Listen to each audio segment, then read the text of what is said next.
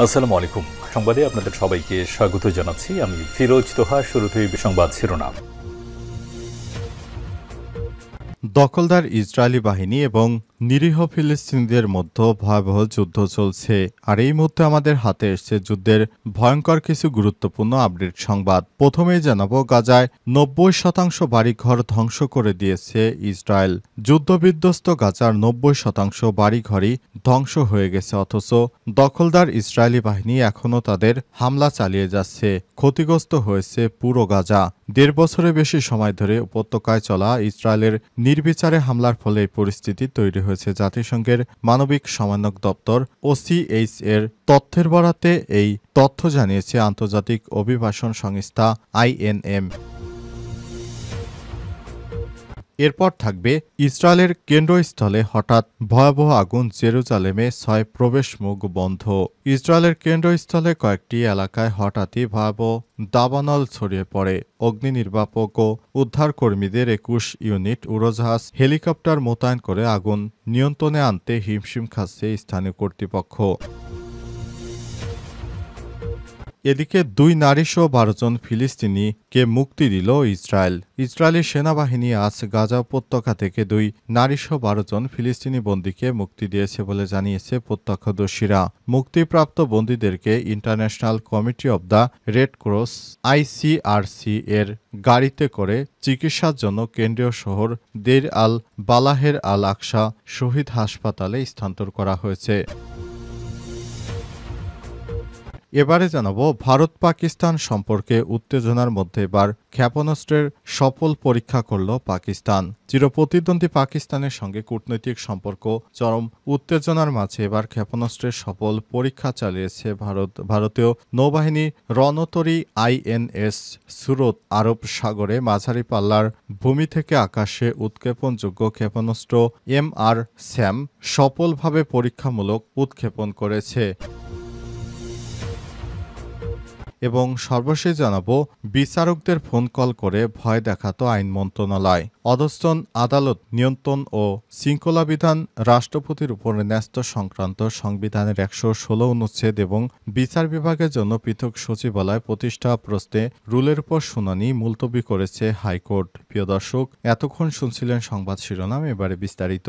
তবে তার আগে বন্ধুরা, অনুরোধ থাকবে এই সংবাদটিতে একটি লাইক দিন। এই চ্যানেলে আপনি নতুন হয়ে থাকলে আমাদের সংবাদটি দেখতে দেখতে চ্যানেলটি সাবস্ক্রাইব করে রাখুন। কমেন্ট করে বন্ধুরা আপনার মূল্যবান মতামত জানিয়ে দিন আপনি বিশ্বের কোন দেশ থেকে বা বাংলাদেশের কোন স্থান থেকে আমাদের সংবাদটি দেখছেন এবং শুনছেন। আর বন্ধুরা, গাজা যুদ্ধে আপনি যদি নিরীহ ফিলিস্তিনিদের ভালোবেসে থাকেন, কমেন্টে ইয়েস লিখে বিশ্ববাসীকে জানিয়ে দিন। সংবাদটি আপনার সোশ্যাল মিডিয়া ফেসবুকে শেয়ার করে বন্ধুদেরও দেখার সুযোগ করে দিন। এবারে বিস্তারিত। গাজার ৯০% বাড়ি ধ্বংস করে দিয়েছে ইসরায়েল। যুদ্ধবিধ্বস্ত গাজার ৯০% বাড়ি ধ্বংস হয়ে গেছে অথবা ক্ষতিগ্রস্ত হয়েছে। ১.৫ বছরের বেশি সময় ধরে উপত্যকার চলা ইসরায়েলের নির্বিচারে হামলার ফলে এই পরিস্থিতি তৈরি হয়েছে। জাতিসংঘের সমন্বয়ক দপ্তর OCHA এর তথ্যের বরাতে এই তথ্য জানিয়েছে আন্তর্জাতিক অভিবাসন সংস্থা IOM।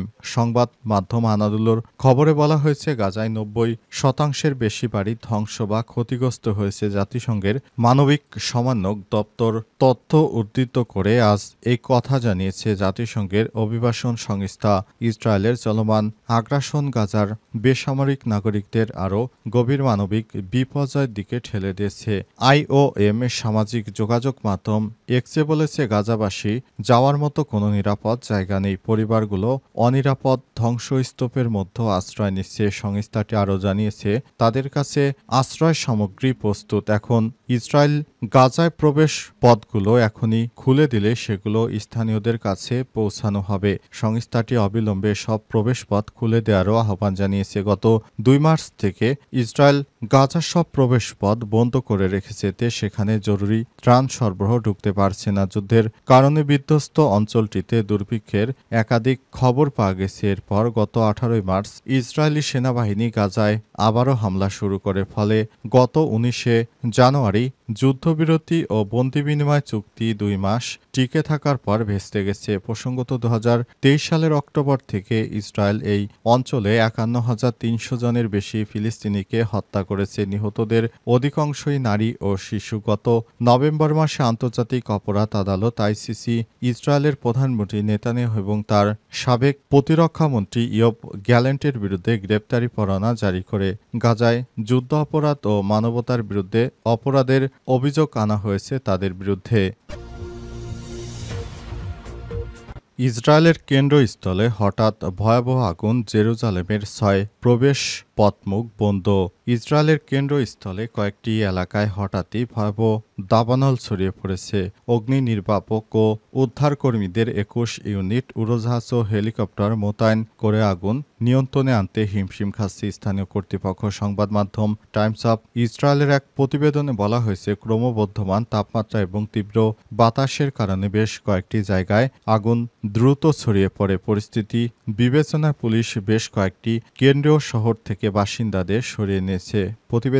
প্রতিবেদন মতে বেইত শেমেশ এলাকায় অগ্নিকাণ্ডের ফলে এশতাওল, বেইত মেইর এবং মেসিলাত জিওন থেকে বাসিন্দাদের সরিয়ে নেওয়া হয়েছে এবং পুলিশ ওই এলাকা থেকে জেরুজালেমে যাওয়ার সময় একটি গুরুত্বপূর্ণ সড়ক রুট 38 বন্ধ করে দিয়েছে। জানা যায়, আগুন থেমে থেমে শহরের প্রাণকেন্দ্রের কাছে মোসাব তারুমে ছড়িয়ে পড়েছে। আগুন নেভানোর কাজ শুরু করার সময় প্রবল বাতাসের কারণে আরও তা বেড়ে যায়। ফায়ার অ্যান্ড রেস্কিউ অথরিটির একজন মুখপাত্র টাইমস অফ ইসরায়েলকে জানিয়েছে, এই আগুনে 9 জন সামান্য আহত হয়েছে, যাদের মধ্যে 7 জন ফায়ার সার্ভিসের কর্মী এবং 2 জন বেসামরিক ব্যক্তি রয়েছে।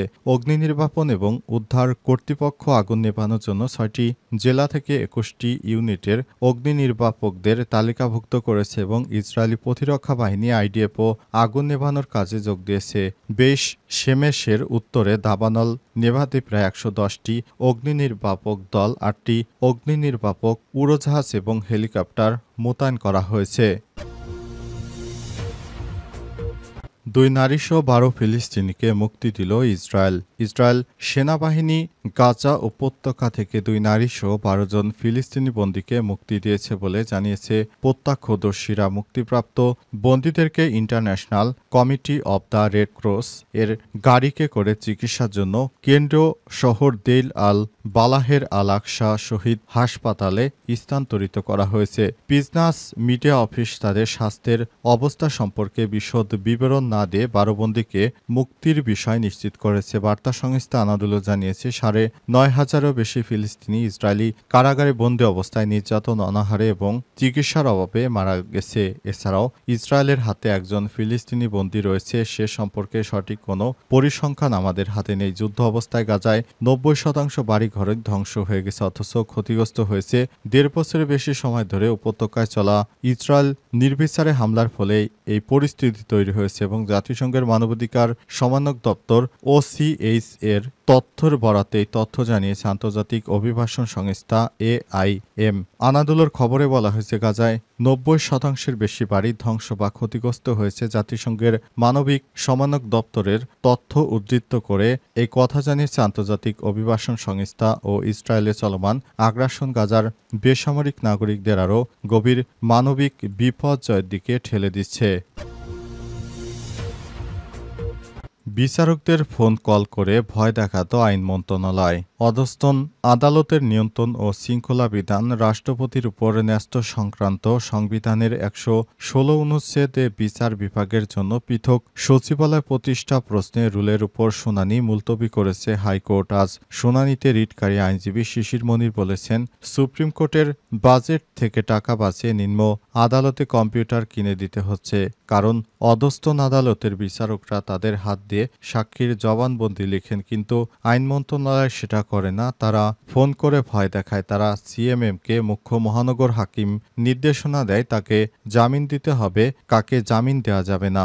ঢাকার আদালতে একজন সাক্ষীকে সজীব ওয়াজেদ জয় শেখ হাসিনার ছেলেকে সাক্ষ্য শেষে বিচারক এজলাস থেকে নেমে বিদায় দেওয়ার প্রশ্নে শিশির মনির বলেছেন, একজন সাক্ষী দিতে গেছিল নিম্ন আদালতে। সাক্ষী দেওয়ার পর বিচারক অতিরিক্ত chief metropolitan magistrate Mohammad Asaduzzaman Nur এজলাস থেকে নেমে এসে সাক্ষীর মান যেন ক্ষুণ্ণ না হয় তাকে গাড়ি পর্যন্ত আগাই দিয়ে গেছেন, কারণ তিনি বিরাট সাক্ষী। এভাবে অধস্তন আদালতকে নিয়ন্ত্রণ করা হতো। আর কতটা অধপতন যে একজন সাক্ষীকে গাড়ি পর্যন্ত বিচারক এগিয়ে দিয়ে যায়, কতটা দুর্ভাগ্য এই বিচারকদের। তিনি আরো বলেছেন, যতদিন সংবিধানের ১১৬ অনুচ্ছেদ থাকবে ততদিন স্বাধীন বিচার বিভাগ প্রতিষ্ঠা এবং পৃথক বিচার বিভাগীয় সচিবালয় প্রতিষ্ঠার পথে বাধা থাকবে। এটা চ্যালেঞ্জ করেছি আমরা। অরিজিনাল সংবিধানের বিধান প্রতিস্থাপন চেয়েছি, যেখানে সবকিছু সুপ্রিম কোর্টের উপর ছিল।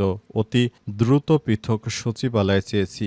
বৃহস্পতিবার বিচারপতি মোহাম্মদ সোহেল ও বিচারপতি দেবাশিস রায় চৌধুরীর বেঞ্চে দ্বিতীয় দিনের শুনানি শেষে মঙ্গলবার পর্যন্ত মুলতবি করা হয়। আদালতে রিটকারীদের পক্ষে শুনানি করেন আইনজীবী Mohammad Shishir Monir, amicus curiae senior advocate doctor Sharif Bhuiyan.